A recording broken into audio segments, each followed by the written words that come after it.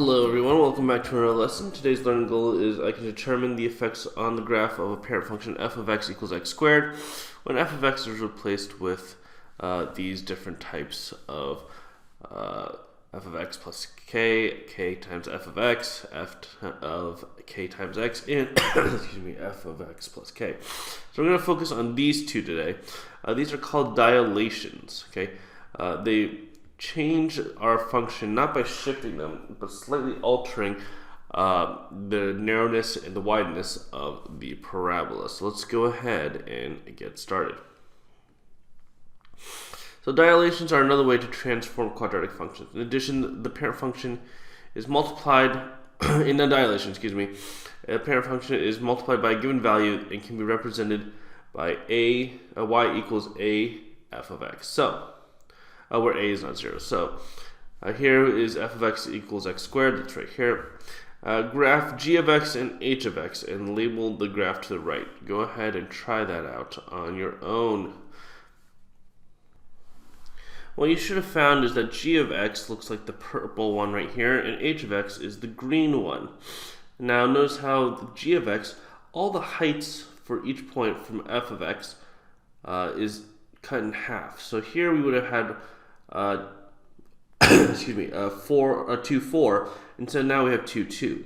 Here we would have 3, 9. Now we have 3, 4.5. And here we would have had 4, 16.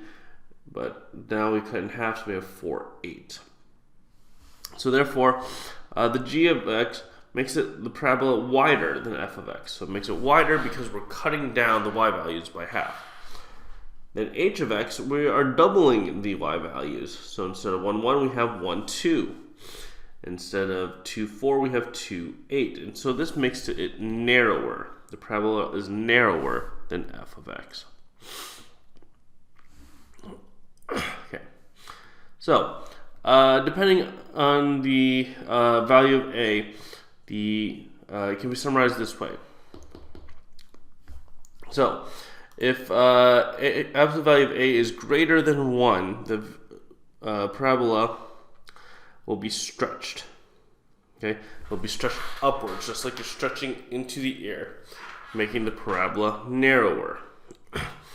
If the absolute value of a is between 0 and 1, it will stretch, or excuse me, it will compress and make the parabola wider, just because the y values are cut in half, so we're compressing it, which makes this wider. Okay, so the graph of f of x equals x squared was transformed to create r of x. Here's the graph to answer questions 2 and 3. So here it says, which of the following is a possible value for n? So it has to be y. It makes it wider, so our n value has to be between 0 and 1. So it gets rid of 3 and negative 4. Okay, and here, b, so it has to be 1/3. And notice how we had right here 3, 9, so it should be 3, 3 because it cuts in the y values in 1/3. Identify the key features of r of x and circle the features that are the same as f of x. Excuse me. Well, the vertex is going to be the same. It's 0, 0. The domain is still all real numbers. Okay, so all real numbers, and that stays the same. The axis of symmetry is still x equals 0, and the range is still y is greater than or equal to 0. So all of them stay the same. So when we have either a vertical stretch or vertical compression, all of the features stay the same. It just looks different. Alicia will transform the parent function f of x to create p of x equals 5x squared. Should the parabola be narrower or wider than f of x? Why? It should be narrower because you're multiplying all the y values by 5. Okay, and so it's going to get taller in that sense. If Alicia changed the value of a to negative 5, what additional effect would this have on the graph? Well, now we have a negative a value, right? So that means that we're going to go downwards. It should now be open down. Okay, the negative a value will cause a reflection over the x-axis. We can also use y equals f of bx to multiply the input values and dilate the quadratic functions. Okay. Here it says sketch a graph of 1/2 x to the second and 2x to the second. Go ahead and do that on your own. What you should have found was that m of x looks like this and h of x looks like this. Now, what this does is this makes the r of x, excuse me, this is r of x. It's called r of x, not h of x. This is r. There we go. R of x. What this does is makes it wider, right? Okay.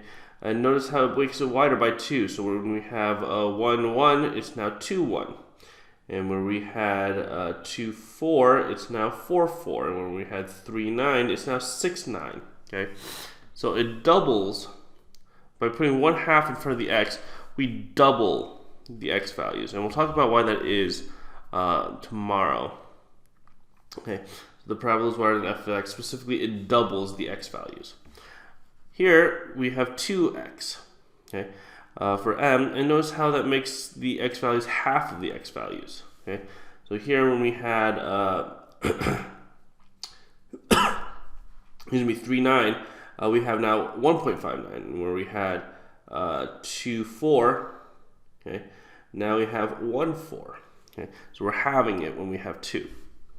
Okay, but we'll talk more about why that is tomorrow. So if b of x, the absolute value of b is greater than 1, the f of b of x will horizontally compress and make the parabola narrower. And if it is between 0 and 1, it will horizontally stretch, okay, and make the parabola wider. Notice how this is completely the opposite of what it is for vertical, okay? When the coefficient was greater than 1, right, it would make it narrower, while when it was between 0 and 1, it would make it stretched or compressed, okay? Completely the opposite of what it is for these horizontal stretches. So Carla graphs the function g of x equals 1/4 x squared, and Marcus graphs the function h of x equals 1/4 x squared. Which student's graph will be wider than the parent function? Okay. Well, here we're going to have this 1/4, right? It's going to compress the vertically, making it wider. While this one, it's going to multiply the x values by 4, right? And so that's going to make it also wider. So therefore, we're going to have both of them are going to make it wider. The graph shows f of x equals x squared. Joe sketches -4 f of x. Did he sketch it correctly? So we can see that he made it wider, but here we have a -4. And -4, the absolute value of that is 4, which is greater than 1. So it should actually make it narrower because we're multiplying the y values by -4. So therefore, no, the graph of g of x should have been narrower than f of x.